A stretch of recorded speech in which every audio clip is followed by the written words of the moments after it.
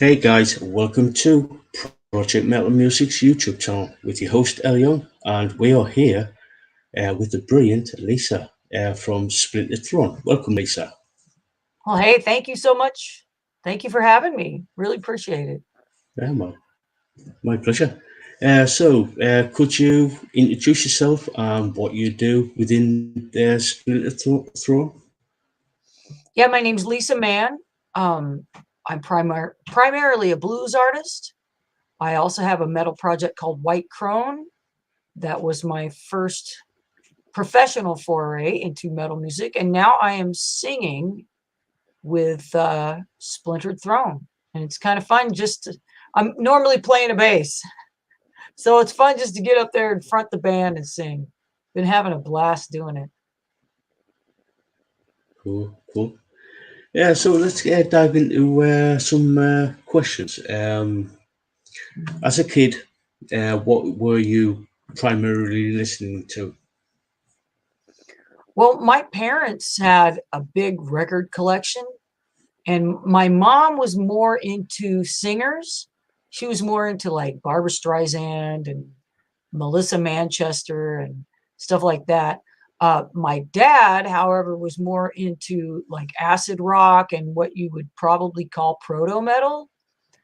So he had like Deep Purple, Steppenwolf, Cream, Black Sabbath, Led Zeppelin. So I really grew up listening to that, a lot of that stuff. And but also to the radio. I just listened to the radio. I just love music. I would get up in the middle of the night and sneak downstairs sometimes and put my head really close to the speakers. I'd just lay down on my back and turn the radio down just far enough so I wouldn't wake my parents up. And I just listened to the radio till I fell back to sleep. Yeah, cool. I've done that a few times myself. Yeah, When I yeah, was growing up in when I was growing up. Yeah.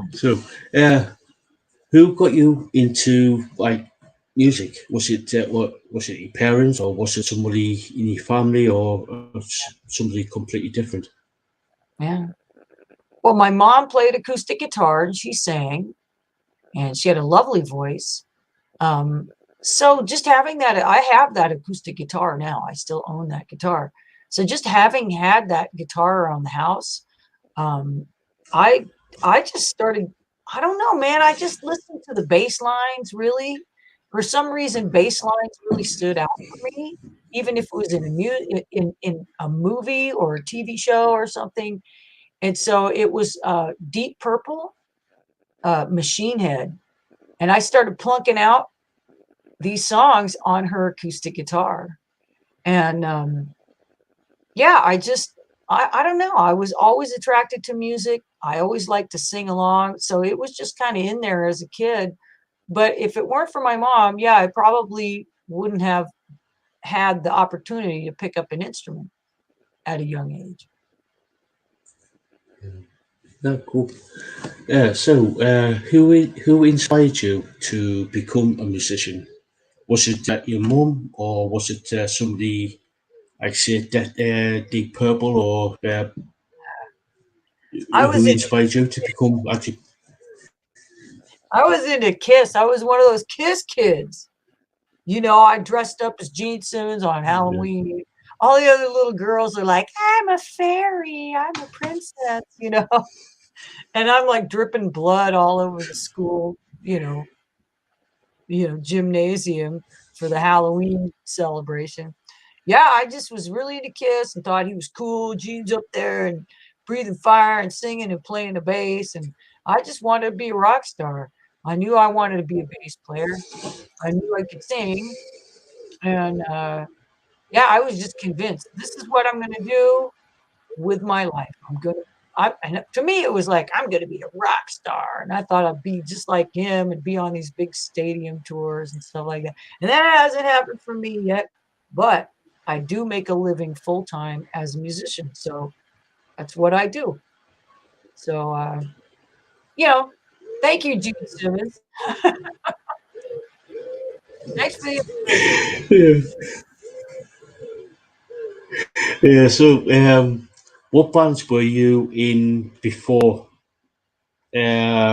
starting White Crown and Splintered Throne. The thing is, I've been, I was in a band in Seattle called Dixon Hill, and it was a cover band. And so I was in some cover bands that, we got pretty popular in the Seattle area. It was a long time ago, but for the most part, I've been a solo artist. So if you look up Lisa Mann, you can find a lot of blues albums. I'm my own producer, songwriter, band leader, bass player, all that stuff. So I'm kind of my own boss. And so that's pretty much all I've done for many, many years is just primarily a recording artist. And although I've backed some other people up, I've worked with some local artists. I played with Paul DeLay, who was a well-renowned harmonica player. I played, gigs with regional musicians, Sonny Hess, Ben Rice, Karen Lovely. But for the most part, I've been in my own project. And then White Crone is my own project. White Crone is kind of like a pseudonym. It's kind of like working under a different name, where I wrote it, did the pre-production, uh, played most of the guitars, taught myself to play guitar, did the bass, hired a drummer because the learning curve on drums is too much. And now I joined Splintered Throne. So I actually was a fan of Splintered Throne. And I was at a show when their lead singer announced that he was leaving. And so I was with a friend and she said, go talk to him, see if you can get an audition. So I got an audition and here I am. And now we're about to come out with a new album. So we're pretty stoked about that. Cool, cool. So, what has Splinter Throne been up to? You just mentioned that you coming out with some new material. Yeah. We, I joined the band in 2019 and I still have, had a real busy schedule. And so it just took some time to incorporate into the band and we did some rehearsing and then the pandemic hit, you know. So that made it hard for us to rehearse, hard for us to song, because this band before they would get together in a room, they would do the songwriting together. That's not how I normally work. So, it's kind of a new situation, but for the most part, Jason Moser is a guitar player and kind of de facto band leader. He would send me files, and then I would write lyrics on top of that and write the lyric melody. And then we'd just share files and we'd get together whenever we could. Sometimes I'd be in the other room wearing a mask or whatever. But we have an album. We recorded these songs. Kevin Hahn at Opal and Primal Studio here in Portland. He did Right Crone. He recorded Right Crone. He records my blues albums. He's a fantastic engineer and producer. And yeah, we're going to release it on August 19th. We have 3 singles out already. And you can find those at splinterthrone.bandcamp.com. But we also have the full length album. The CD is available for pre-order. So people are already buying the CD. So come August, like 18th or so, we'll start shipping them. Yes, you will be able to get a hard copy for the album. It's a CD. We haven't decided whether or not to press an LP, but that would depend on how much demand there would be or something like that. Because I think it's the right length for vinyl too. But you will be able to get a hard copy of the album. You can actually order it now on Bandcamp. Yeah, yeah. I was as soon as the question came up, when you Yeah. were talking there, I was like, "Yep, that's leading straight into what? Can you get a Mhm. hard copy from somewhere?" Yep. Here we go. I'm going to put it right here. I'm going to say to pre-order.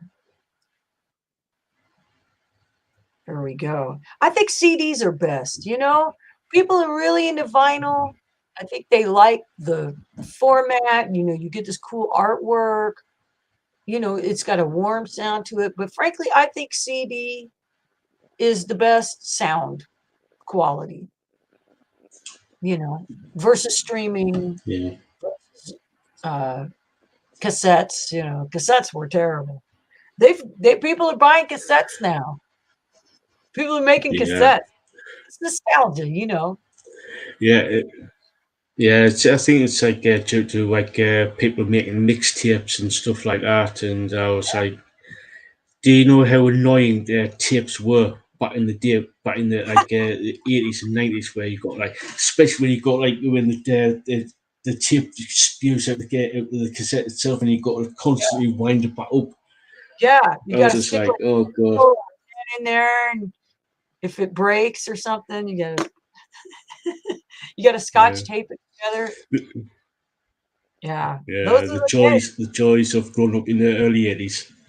Yeah, exactly. But what was cool back then is I discovered bands through tape trading, and also through Mm. ordering stuff out of the back of the Maximum Rock and Roll magazine. I don't know if you had anything like that, an equivalent over there in the UK, the tape trading thing, where people would just mail each other Yeah, yeah, tapes. It was great. yeah. It'd be We like, did. Yeah, yeah. That's how the Nwabum bands became popular.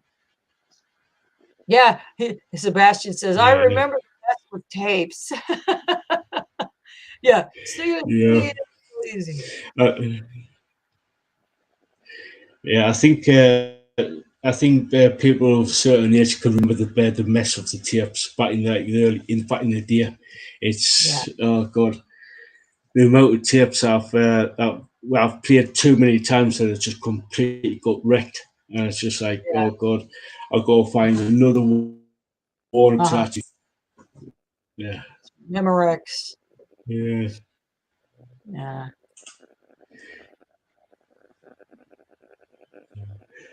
Yeah. So what are the plans for the band when you're going to be releasing this new album? Yeah, yeah. Well, in our town, in our hometown here in Portland, Oregon, on August 19th, which is the release date, we're going to have a meet and greet CD release party at 6 o'clock. That's August 19th in Portland, Oregon at Music Millennium. And that's like our record store. That is, yeah, I'm so glad there's still record stores, because back in the 80s, that's what I used to do. There's a place called For What It's Worth where I used to go and do meet.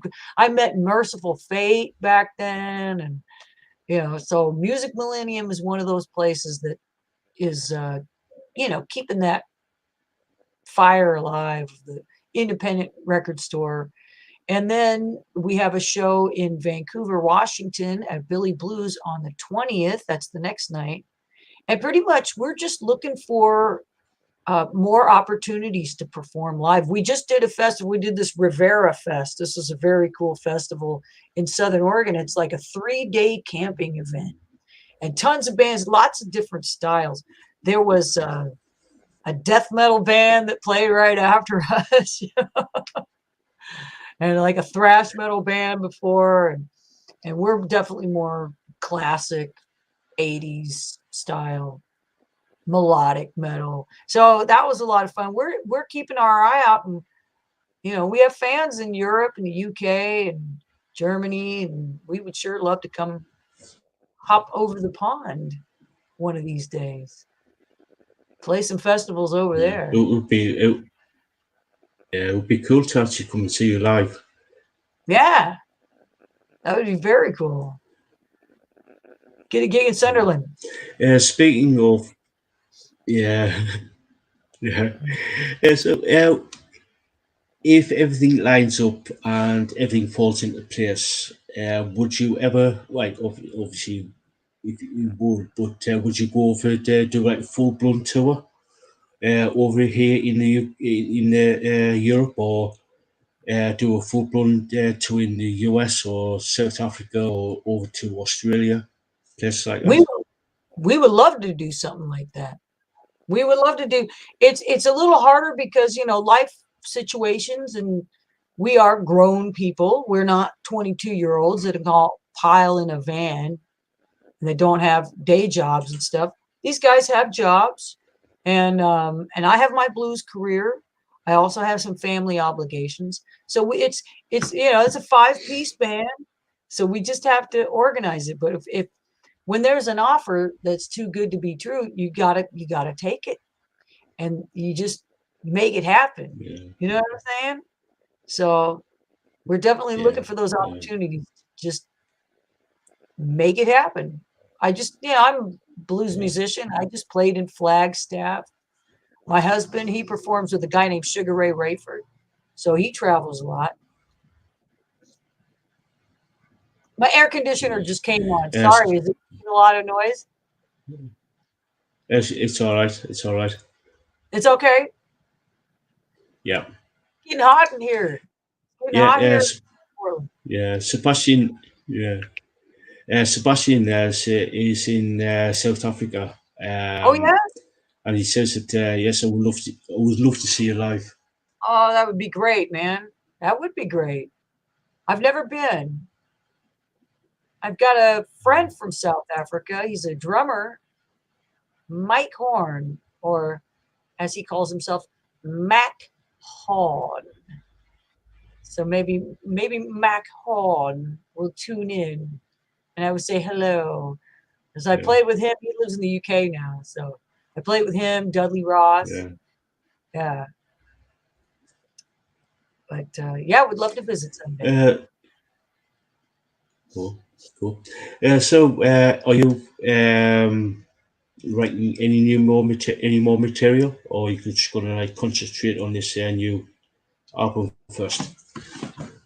Yeah, well, Excuse me. I have, yeah, you and me both, man. We had that. There's this cold going around the whole world. It's not COVID even. It's just damn cold. So I just got over that damn Yeah. thing. But yeah, I have some White Crow songs Excuse me. that are gathering dust in my DAW. And so I do need to revisit some of those songs. I was just listening to one of them. Vinny Appice did some drums for a track that I never released. So maybe I'll start working on that as a single. It's kind of a doomy folk metal kind of a tune.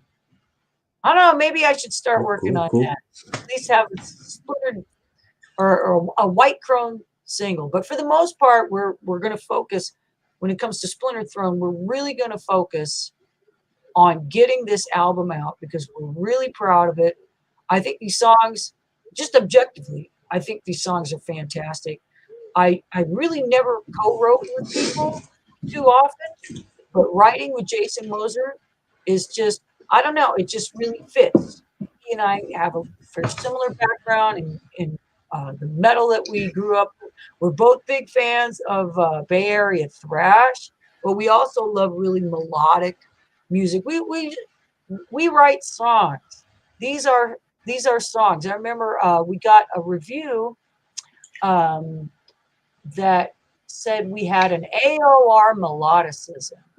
And that meant a lot to me because, we want people to remember the chorus and be singing along when they come back to the song. So that's the main thing. We want to get this album out to as many ears as possible. Promote, promote, promote. Yeah, cool, cool. Yeah. Yeah. So, where can people find you on social media? Well, we have our own website, splinteredthrone.com, and it's THRONE. Hey, there it is. It's right on the screen. Yeah, just Google us. We also we're on Bandcamp, and you can download our singles there. They're all name your price tracks. So if you want to download them for free, go right ahead, take them. But if you leave some dough there, then that will go toward the production costs of making the CD. We're on Twitter. I think but it's abbreviated. We had to drop an E because Twitter only lets your name be so long. So that was you know. But you can find me White Crone at White Crone. I'm on Twitter. I'm mostly just joking around and posting nonsense on Twitter. And I'm on Facebook. You can find me in Lisa Man Music, Lisa Man Blues. You can also find White Crone on Facebook. Splintered Throne's on Facebook too. There's some videos on YouTube. Come check us out on YouTube. We've got a lyric video for a power ballad called Morning Star Rising, and it's very Dio or kind of style. So if you're a fan of Ronnie James Dio, I think you'll like that too. Check it out. Hit subscribe. And hit subscribe right here too. Cool. Cool. Do it. Cool. Hit Yeah, that button. just before we came live, I was over on YouTube and Yeah. just subscribed myself and hit the notification bell. Huh? So I'll be there as soon as I've just subscribed to Splinter Throne just before we came live, went live. So Thank you very uh, much. Appreciate it. yeah, yeah, my pleasure.